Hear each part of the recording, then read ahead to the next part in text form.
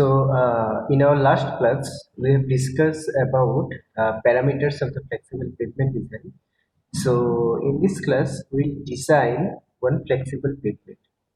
So, in the design of the flexible pavements, there are different methods.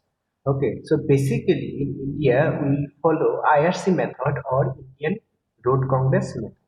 So basically that IRC code is IRC 37. So based on this IRC code, the design of the flexible pavement is based on the CBR value or California bearing ratio values. So based on these CBR values, we will design what is the total thickness of the flexible pavement. So in this way, let us solve one example. So for this, see here, it is given that severe value of subgrade soil is 5%. Calculate total thickness of the pavement using your question would be that second one. Design chart recommended by IRC. So that is your question. So from this question, you have to find out what is the total thickness of the pavement. And another thing is given that you have to design the pavement for a medium light traffic. Okay, you have to design for the medium light traffic conditions. So how you are going to design that pavement? So basically that is very simple task. So just you have to find out that particular your chart from the IRC 37 code. So if we going to the chart, basically this is the chart. Okay, so in the top portion, that is the x-axis, it's defined different severe value. That is the California bearing ratio value, and that values are in percentage values. In the y-axis, that is the depth of the pavement, which you have to find out. Okay, depth of the pavement, and these three curves are assigned to find out the traffic conditions. Okay, the first curve is for the traffic for light traffic conditions. Okay, light traffic conditions. The second one is for the medium traffic conditions, and the last one is heavy traffic conditions. So for our case, as it is written as light traffic condition, so we will follow the middle curve. Okay, so in the question it is given as your CPR value is 5%. So that is the 5% severe line. So you have to find out this 5% severe line intersect at which point. So it will be intersecting the medium traffic curve in this point. So then you have to draw one line joining this to the x-axis, and where this line intersect to the x-axis, that is your total thickness of the pavement. So from the curve, it is found out that the total thickness of the pavement is like 38 centimeter. So that is the total thickness of the pavement, and that is the design of the flexible pavement. Okay, so again I am discussing this. First, you have to find out the corresponding CPR line. So that is your corresponding CPR line, and you have to find out at which point it intersect the curve. So this is the point where it intersect the curve. Then again you have to draw a line joining that point to the x-axis, and at the x-axis at which point it intersect, that is your total thickness of the pavement. So from this you can easily find out your total thickness of the pavement is 38 centimeter. Is it clear?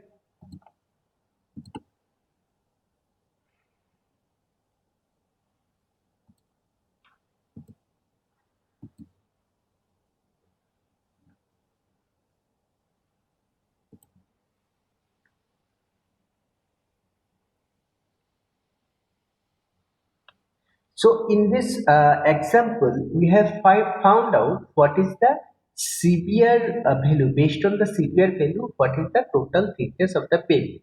Now let us consider another example from where you have to find out what is the thickness of different layers. As you know, flexible pavements are composed of different layers. So in this example, you have to find out what is the total thickness of the different layers.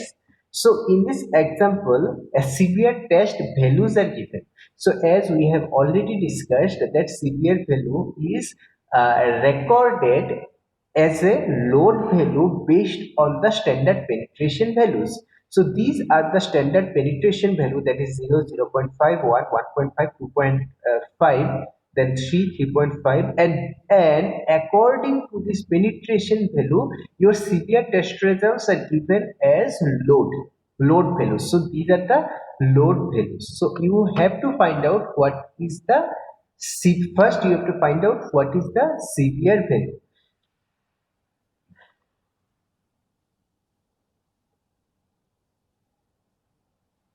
Here traffic parameters are also given. So first we need to find out what is the severe percentage value. So here area of the plunger diameter is 19.6 centimeter square. So pressure, you can find out the pressure or you can directly find out the severe value using the standard load values.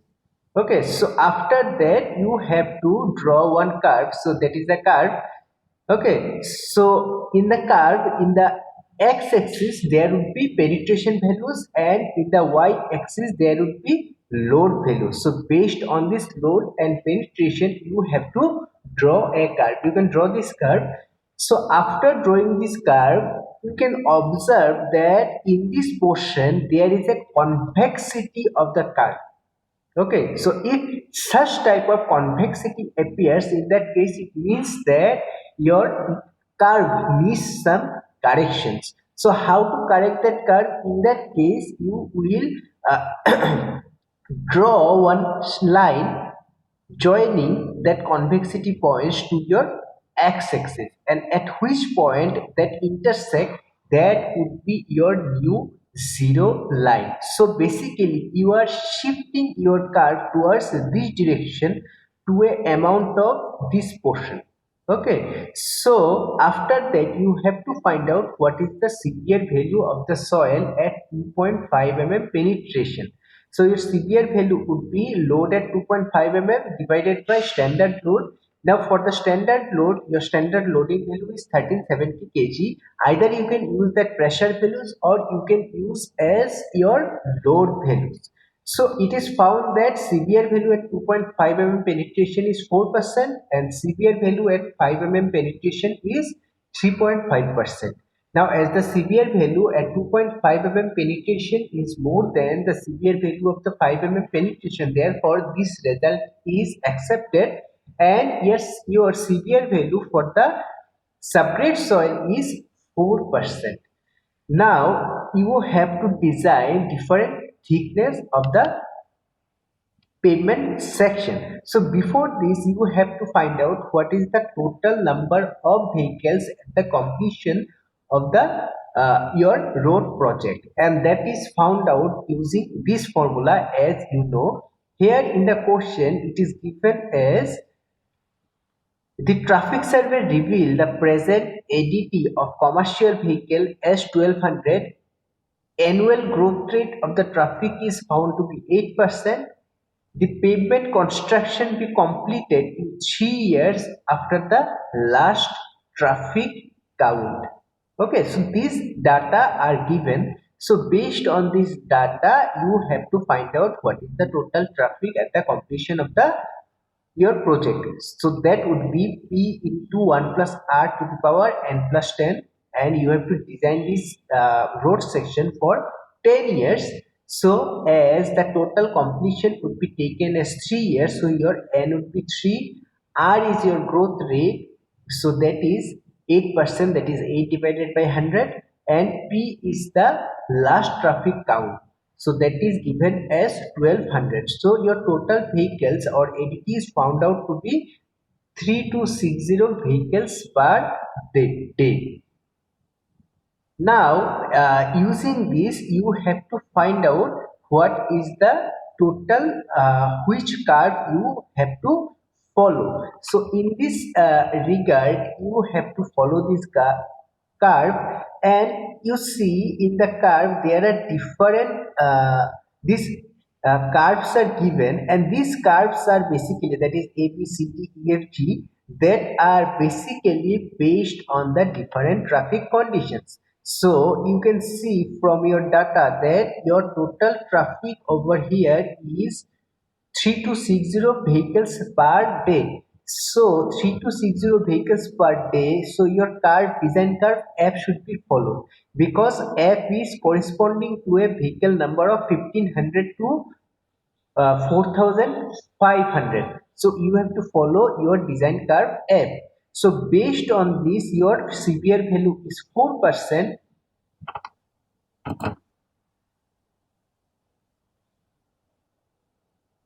So your severe value is 4%. So you have to find out at which point it intersects.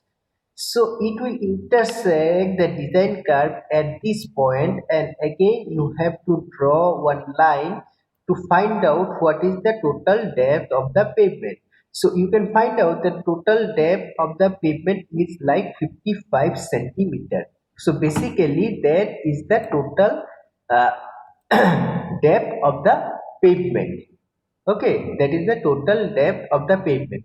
So if you have to find out, or if the total number of vehicles are given, in that case you have to use this curve. And if there is no data is available, in that case you can use that curve. So in that way you can find out what is the total thickness of the pavement. So your total thickness of the pavement is coming around 55 centimeter.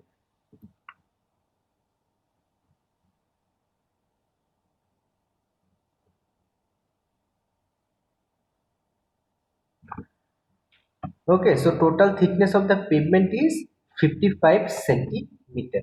Now you have to design the different layers. So how you design the different layers? Now compute the thickness of compacted soil. The design curve B is again used for CPR value 7%. Why 7%? See here, another data is given that over the subgrade one compacted sandy soil with 7% severe value is given. So if you use that severe value, 7% severe value, for the same curve, you have to find out what is the total thickness of the pavement. So again you have to find out. So again your curve is F, and now your severe value is 7%. So based on this 7%, you have to find out what is the total thickness. So from this you can find out that your total thickness is like 40 centimeter. Okay, so that is your 40 centimeter, and previously it was 55 centimeter. So your total thickness of the compacted subgrade would be 55 minus 40, that is 15 centimeter or 150 millimeter. So that is given. See, here you can find out that total thickness is 40 centimeter, and previously it was 55 centimeter. So your total thickness of the compacted subgrade would be only 15 centimeter. Now again you have to design for the sub-base course. So in the sub-base course, what is given? Poorly graded gravel with 20% severe value. So again you have to go to the severe curve, and again your curve would be F. Now this value is 20%. So you have to find out what is the severe value, what is the total thickness corresponding to 20% of the test result. Just a minute.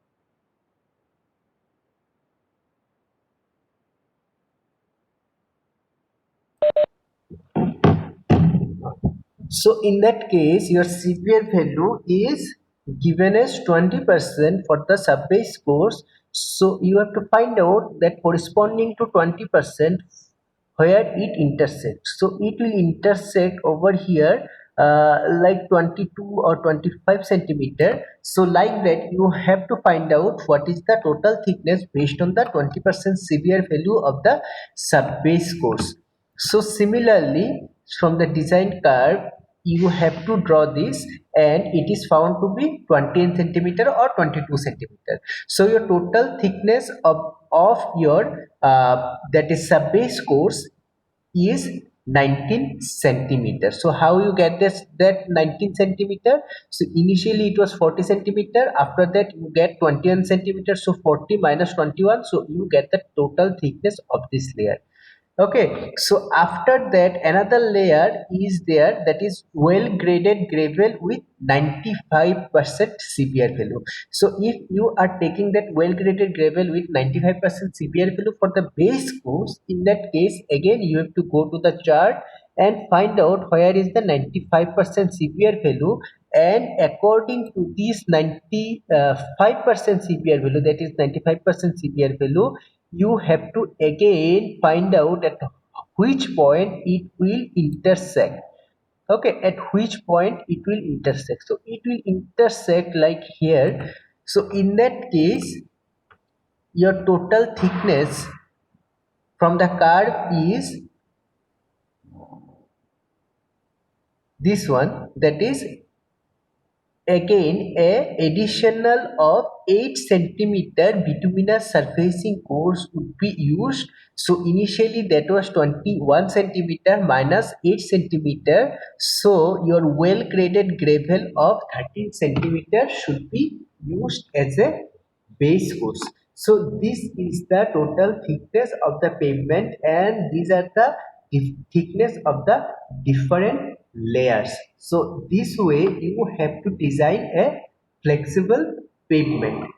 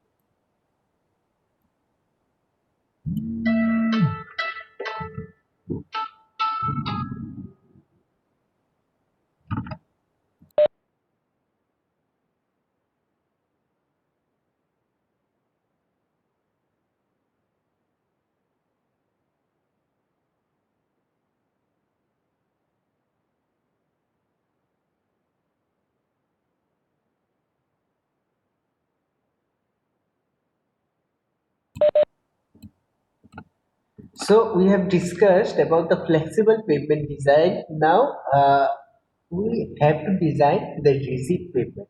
So basically rigid pavements are the pavements where flexural strength would be there and it is made up of your concrete or PCC, plain cement concrete, and sometimes reinforcement could also be provided.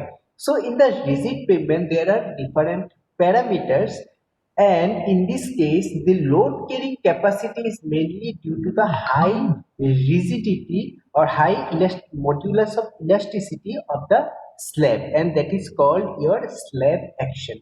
So HM Westergaard is considered the pioneer in providing the rational treatment of the rigid pavement. So basically, the rigid pavement design, therefore, we will use different formulas which will together terms as Westergaard equations.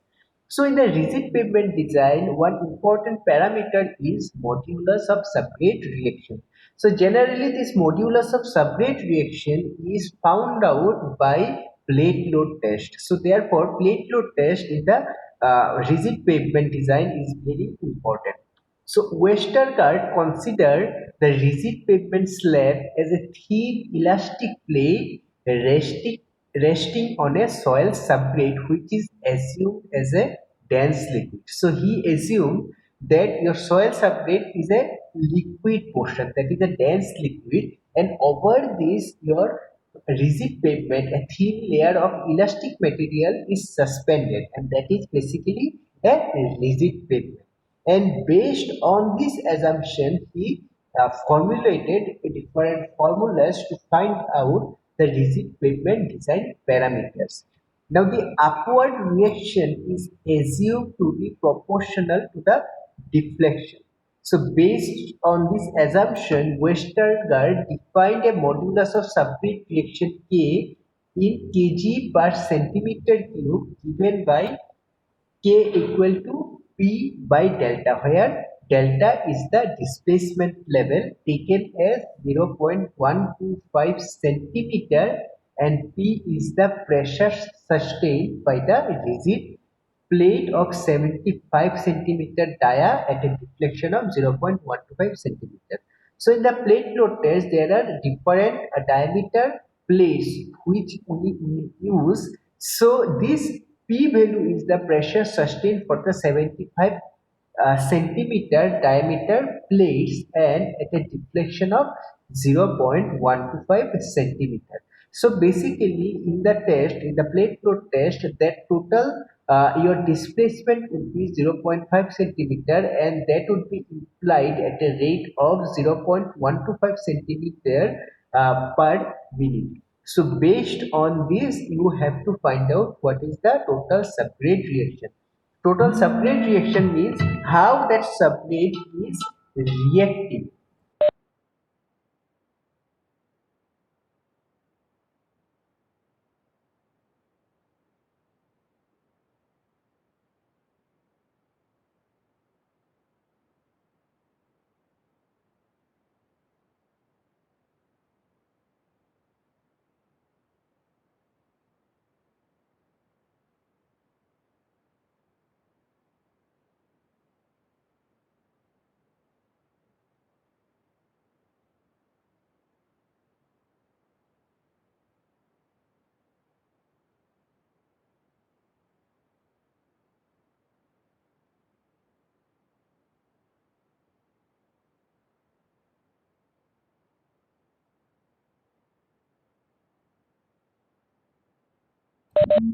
So another parameter is relative stiffness of slab to subgrade.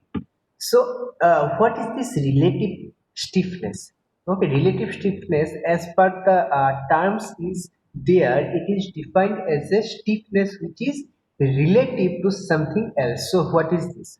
So a certain degree of resistance to the slab deflection is offered by the subgrade. So as the your rigid pavement is resting over the soil subgrade, so certain type of deflection is offered by the subgrade itself. Now this subgrade deformation is same as the slab deflection. So how the slab is deflect, similarly the subgrade is also deformed. Hence, the slab deflection is a direct measurement of the magnitude of the subgrade pressure. So from the subgrade pressure, as the subgrade pressure increases, deflection will be more. As the pressure decreases, therefore the deflection would be lesser.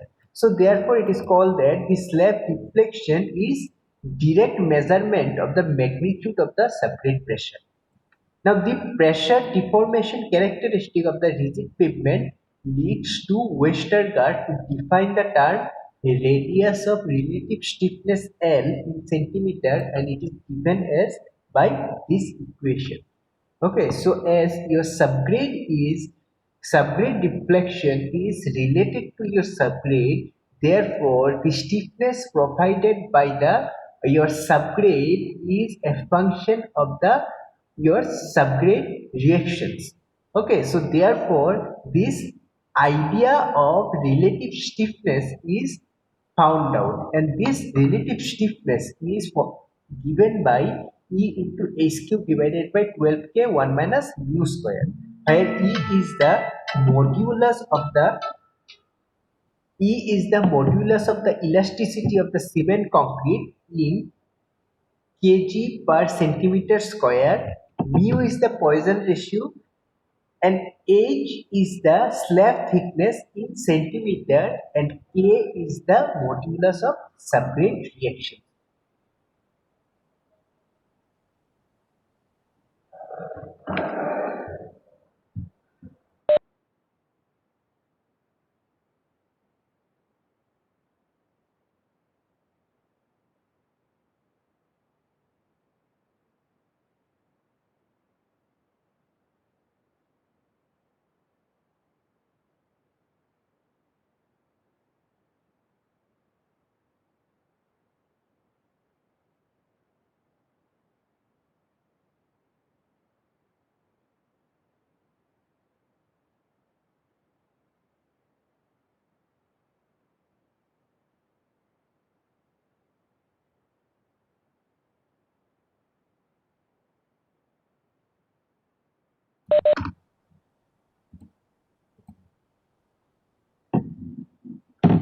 Okay, now another thing is there, that is critical load position. So basically, in the rigid pavement, suppose this is your rigid pavement that is like a plate or that is like a slab. There are different critical positions where load would be maximum or where load would be critical. So basically these are called critical positions. So these critical positions are generally that corner, sorry, that edge, these corners and the interior loading. Okay, so these are the critical positions of the load. So since the pavement slab has finite length and width, either the character or the intensity of the just a minute.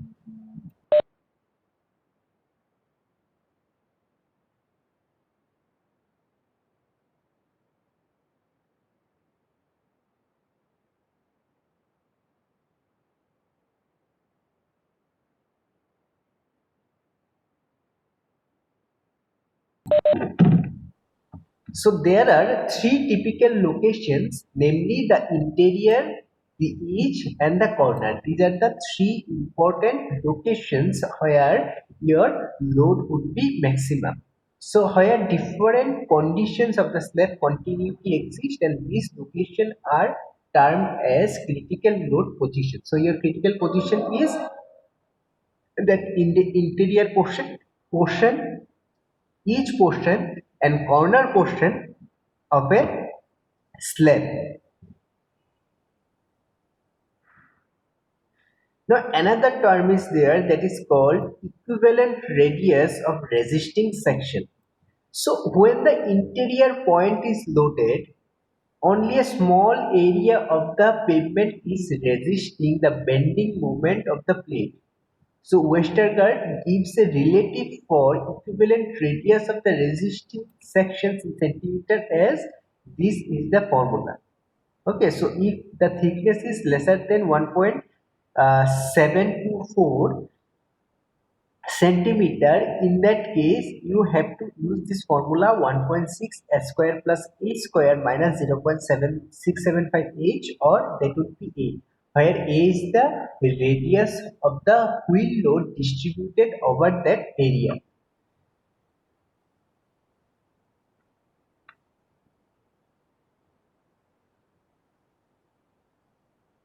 Now there are different type of stresses which will be imposed on the rigid pavement. So first one is window stresses as per the Westergaard stress equations. So these are the stress equation. Okay, where H is the slab thickness in centimeter, P is the wheel load in the kg, and A is the radius of the wheel load distribution in centimeter. Wheel load distribution in centimeter means suppose that is the slab and load is applied over there, and if it is provided distributed like that, in that case what is the total radius of this portion.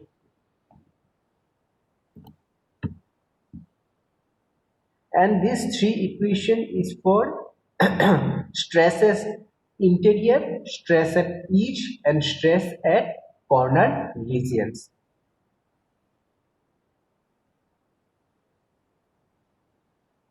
Now, another important parameter in the rigid pavement is temperature stresses. So, generally, temperature stresses will be higher in the rigid pavement, and temperature stresses are developed in cement concrete pavement due to the variations in the slab temperature during different seasons and during different period of the day. So therefore, there are two type of causes. One is daily variation resulting in a temperature gradient across the thickness of the slab, and seasonal variation resulting in overall change in the slab temperature.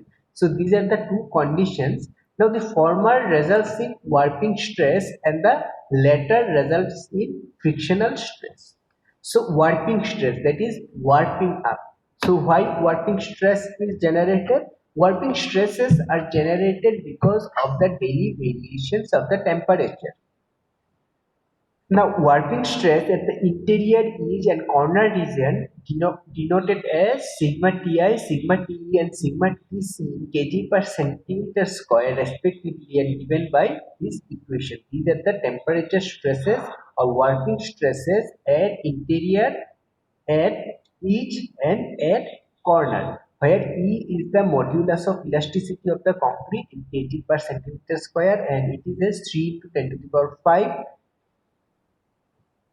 and your Et, that is epsilon T, is the thermal coefficient of the concrete per degree Celsius, that is 1 into 10 to the power minus 7. T is the temperature difference between the top and the bottom of the slab. Cx and Cy are the coefficient based on Lx divided by L, that is the length your length in the x-axis divided by the your length, that one, relative stiffness of the slab to subgrade. So basically what happens during the daytime, your top portions of the slab got heated, but the bottom portion would be lesser temperature, of less temperature, and because of this the top fiber of the slab got extended but the bottom portions remain same. Therefore slab would be warped up like that.